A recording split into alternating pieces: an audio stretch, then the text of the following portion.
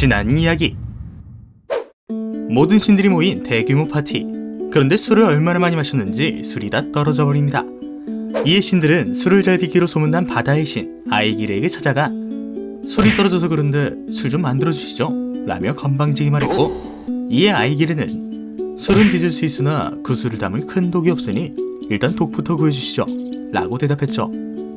그때 법과 전쟁의 신이자 펜리르에게 손을 물어뜯긴 외파리 티르가 나타나 자신의 아버지인 히미르에게 커다란 독이 있다며 토르와 함께 가져오기로 합니다.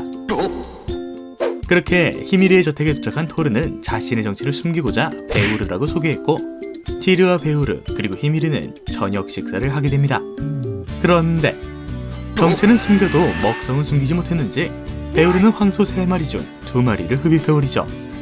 이에 화가 난 히미르는 베우르 때문에 먹을 게 떨어졌다며 베우르와 함께 사냥을 나섭니다. 그렇게 히미르와 베우르는 단둘이 배낚시를 떠나게 되었고, 얼마 안가 히미르는 고래 2마리를 낚아올렸죠. 이에 질세라 베우르도 미끼를 던졌는데 이윽고 엄청난 굉음과 파도가 치며 요르문간드가 끌려올라왔는데, 그런데 이게 무슨 일인지 요르문간드를 낚아올린 베우르는 미친듯이 요르문간드를 끌어당겼고, 이내 요르문간드의 얼굴이 배까지 닿았죠.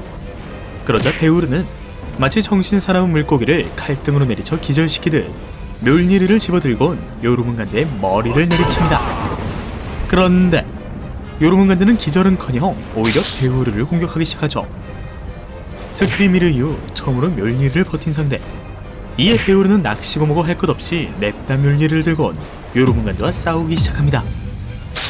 천지를 뒤흔드는 포효와 망치질, 뱃사공에게 가장 위험한 파도와 번개를 만들어내는 존재들의 싸움. 이에 히미르는 야 이거 내가 죽겠잖아 라며 공포에 떨었고 결국 토르의 낚싯줄을 끊어버리죠. 저 멀리 도망가는 요르문간드. 어이없는 표정으로 히미르를 쳐다보는 토르. 이에 겁먹은 히미르는 아무 말 없이 노를 저어 육지로 향했습니다.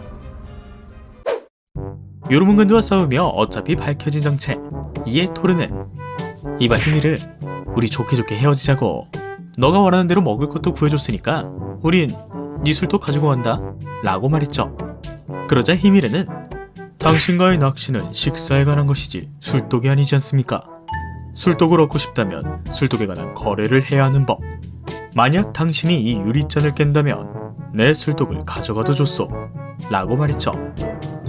아무리 봐도 그냥 평범한 유리잔. 이에 토르는 별 생각 없이 잔을 집어던졌습니다. 그런데 토르가 던진 잔은 깨지지 않은 채 사방으로 튕겨나갔죠. 그렇게 토르가 수십 번을 던져도 잔은 깨질 생각이 없었고 애꿎은 기둥과 벽만 박살나기 시작합니다. 이 모습을 본 티르의 엄마는 있잖아, 내 남편의 머리가 완전 돌머리거든. 남편 머리에 던져보는 건 어때? 라며 제안했고, 이를 들은 토르는 곧장 히미르의 머리에 던져버리죠. 그러자 그 단단한 유리잔이 산산조각 나버립니다. 약속대로 술독을 챙겨 돌아가는 티르와 토르. 그런데 자꾸만 뒤통수가 따가워 뒤를 돌아보니 저 멀리 약속을 저버린 채 자신들을 죽이려 달려오는 수많은 거인과 히미르를 발견합니다. 2명의 신과 다수의 거인. 참고로 거인은 신에 필적하는 힘을 가지고 있지만 하필 이 2명이 전쟁의 신 티르와 거인살인기 토르였기에 히미르를 포함한 모든 거인들은 그들 손에 죽게 되죠.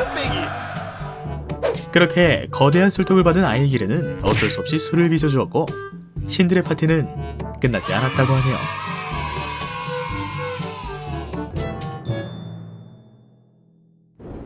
여러분, 혹시 잊은 거 없어요?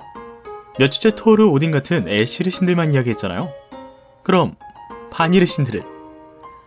사실 바니르 신들에 관한 이야기는 1편에서 소개해드렸던 신들의 전쟁이 전부입니다. 그래도 그나마 전해지는 바니르 신들의 이야기가 있었으니 그것이 바로 인질로 잡혀온 프레이르, 프레이야, 요르드에 관한 이야기죠. 때문에 이번엔 프레이르를 살펴보죠. 날씨가 너무 좋은 어느 날, 정처 없이 떠돌던 프레이르는 오딘의 옥자 흐리드 스칼프를 발견합니다. 9세기에서 일어나는 모든 일을 볼 수 있다는 흐리드 스칼프는 오딘과 그의 아내 프리그만이 앉을 수 있었죠. 그래서 프레이르는 냉큼 앉아버립니다. 대체 뭔 생각인지 남들 몰래 흐리드 스칼프에 앉은 프레이르는 늘 궁금해하던 거인들의 세상 요투네임을 살펴봤죠. 그런데 그때 기미르라는 거인의 저택에서 한 여인을 발견합니다. 그 여인의 이름은 게르드. 거인이라고 믿기지 않는 미모를 가진 그녀에게 프레이르는 첫눈을 반해버렸고 허락 없이 흐리드 스칼프에 앉은 대가일까 그느 얼마 안가 상사병에 걸립니다. 거인과 신의 만남. 사이가 좋든 나쁘든 고민과 걱정이 따르는 조합에 프레이르는 먹지도 않고 자지도 않는 채 끙끙 앓기만 했죠.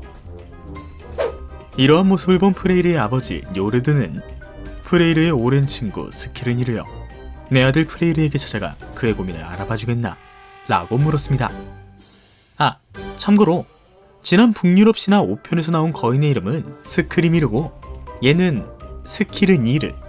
그 외 3편에서 펜리를 묶으려고 비단끈 가져온 친구 있었잖아요. 기억나죠? 기억나야 되는데. 그렇게 프레이르에게 찾아간 스키르니르는 프레이르님 대체 무슨 일이십니까? 라고 물었고 이에 프레이르는 사랑하면 안 될 누군가를 사랑하게 된 것 같다네 라고 답했죠. 하지만 어려서부터 같이 자라온 탓일까 이내 프레이르는 스키르니르에게 모든 고민을 털어놓았고 이를 알게 된 스키르니르는 프레이르님, 제가 지금 당장 기미르의 저택으로 달려가 그녀를 데려오겠습니다. 대신 불에 겁먹지 않는 말과 프레이르님이 가지고 계신 마법의 검을 제게 빌려주세요 라고 말합니다. 이에 프레이르는 냉큼 말과 검을 넘겨주곤 손수 배웅까지 해주죠. 그렇게 스키르니르는 기미르의 불꽃 장애물을 넘고 성까지 도착합니다. 그런데 문지기로 보이는 거인 한 명이 길을 막고 서 있었죠. 이에 스키르니르는 저는 햇빛과 비 그리고 풍요의 신 프레이르님의 하인 스키르니르입니다. 이 저택의 아가씨 게르드님께 전해드릴 게 있습니다 라고 말했죠. 그러자 갑자기 거인은 스키르니르를 공격하기 시작합니다. 이에 스키르니르는 프레이르에게 받은 마법의 검을 꺼냈고 검은 스스로 공격과 방어를 하며 스스로 문지기 거인까지 죽여버리죠. 그런데 그때 오라버니! 라는 소리와 함께 게르드가 나타났는데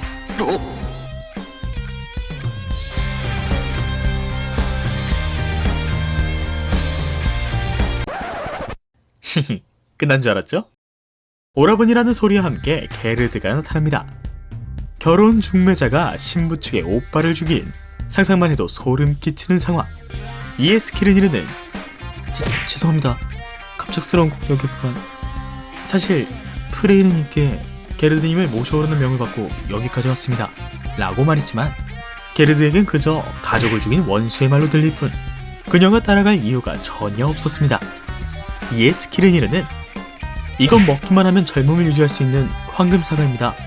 이걸 드릴 테니 제발 따라와 주시죠 라고 청했지만 게르드는 제 사랑은 그런 황금사과 따위로 살 수 없어요 라며 거절합니다. 그러자 스키르니르는 황금사과가 싫으시다면 드라우프니르는 어떠신가요? 최고의 난쟁이 에이트 형제가 만든 이 팔찌는 9일마다 9배로 불어나는데 라며 떠봤지만 게르드는 여전히 관심 없었죠.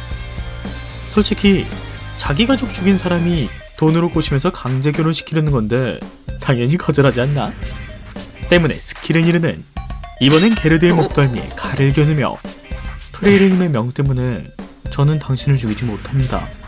하지만 프레이르님이 당신의 아버지를 죽이지 말라고 했던 적은 없는 것 같네요 라며 협박하기 시작합니다. 그러자 서리바람보다 차가웠던 게르드의 눈빛이 흔들리기 시작했고 이를 눈치챈 스키르니르는 자신이 가지고 있던 마법 지팡이를 꺼내며 지금 따라오시지 않는다면 앞으로 당신이 먹으려는 모든 음식들은 전부 구역질나는 음식처럼 보일 것입니다. 지금 따라오시지 않는다면 당신은 머리가 색 달린 거인과 결혼해 살겠지만 결코 남편과 잠자리를 할 수 없을 것입니다. 지금 따라오시지 않는다면 당신은 아무도 찾지 않는 세상 끝에서 저승의 문턱을 바라볼 것입니다. 지금 따라오시지 않는다면. 계속된 스키르니르의 저주에 그녀는 벌벌 떨기 시작했고 그녀의 눈에 눈물까지 고였죠. 때문에 그녀는 결국 9일 후에 발이라는 숲에서 프레이르와 만나기로 합니다. 돈으로 해결되지 않자 협박과 저주로 해결한 스키르니르. 과정이 어떠한들 프레이르와 게르드는 결혼을 하게 되었고 이들의 자식은 훗날 스웨덴 왕가의 조상이 되었다고 하네요. 그리고 스키르니르는 그간의 공로를 인정받아 프레이르의 마법의 검을 수여받았고 먼 훗날 프레이르는 이날을 두고두고 후회하게 됩니다.